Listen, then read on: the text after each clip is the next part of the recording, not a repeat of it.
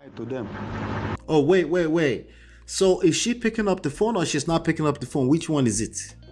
Because she's saying she's sending a message through somebody or through herself, or she's picking up the phone and she's saying, who are you to them? If she's having a conversation with you by any means, what you do with that medium is everything at that point in time. If you overreact, of course, if you overreact in that conversation, he won't tell us that part of the story, right? Because remember, he's going to paint himself as the good guy. That's what Mr. Nice Guys do, right? It's not what happened. How did you respond to that? When she said, who are you to them? How do you respond to that? Was this an active argument going on between you and her? Or was this you were just quiet and she just kept saying that? How did you participate? I want to know exactly how did you participate in that conversation? Or were you on the phone call and say, it's because of that stupid guy, y'all, that you don't pick up my phone anymore? Oh, remember what I said. The more you bring up y'all's name, the worse it's going to get for you. God, she's resenting you actively, even if you're right, even if it's the truth. So that is why I now come out to voice out so that everybody will hear from me. Because all I invested on her, the only profit I have is those children. Denying me access to those children disorganized me so much in everything I'm doing. Anytime I remember it, I've been disorganized. Is she wrong for denying him access to those children? You're right. She's absolutely wrong. She is absolutely wrong. But who's going to tell her, bye? Who's going to tell her? Hey, Glamola, good to see you. Judy should let him see his children. Ladies, Glamola has a message for you. Don't play this game. You're hurting the children. In the time being, you may be able to drag this guy through the mud. But you're hurting those children effectively when you do such behavior.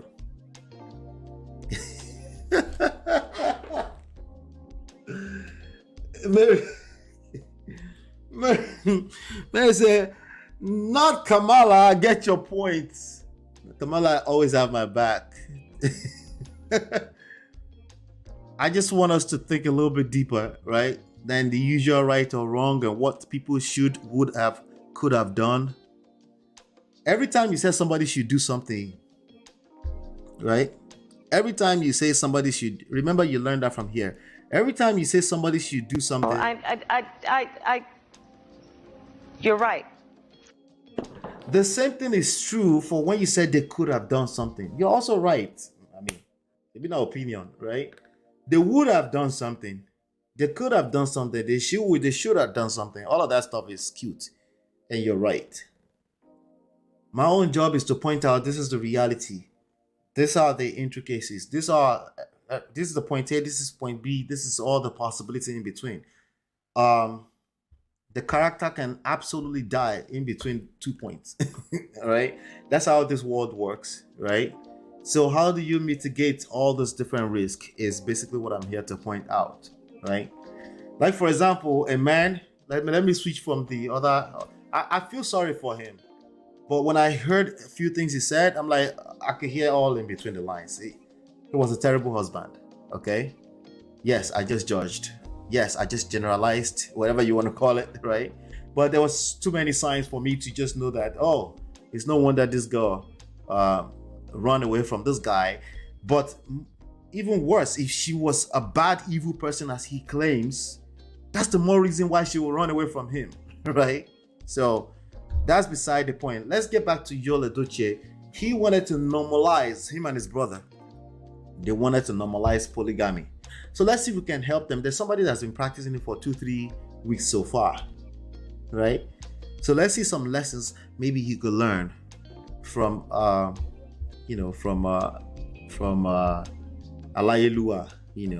Iku Baba Yeye, the Ooni of Ife, you know.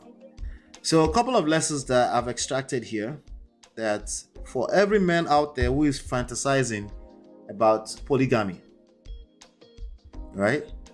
How dare you? What makes you think you can teach polygamy? Do you practice polygamy? You're right, I don't practice polygamy. But I'm just a suggestion, right? That you may want to pay attention to when you want to approach polygamy. Let's start from lesson number 5. Let's count it down to lesson number 1. Okay. Lesson number 5. You do not owe the public a shalaye. If you want to do polygamy, right? I mean, did you see Ooni of Ife explaining himself to anybody? They carry the news everywhere. They're talking about it on every blog, right? I think he's married his 6th wife or something like that. I'm not sure, right? First step, okay? This is the first mistake that he made.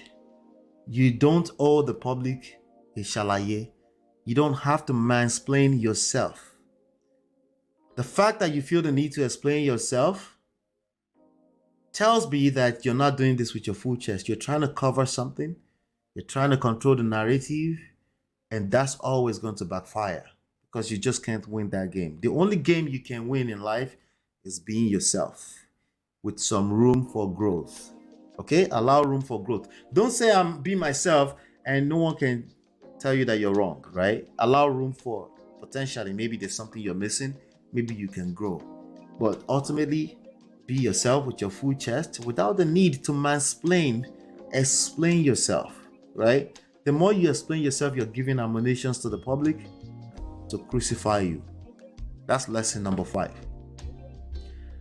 From the Ooni. Ooni didn't say it. It's allegedly, okay? The lesson number 4, okay, based off of this audio we just listened to, okay? That man, I think I didn't hear that in the audio, but I didn't complete the audio either, right? I didn't hear anything that has to do with DNA test or him claiming that he is the father, that he fathered the new child, right? But some people are saying he said that. He's claiming that they've been together since that time and maybe not, right?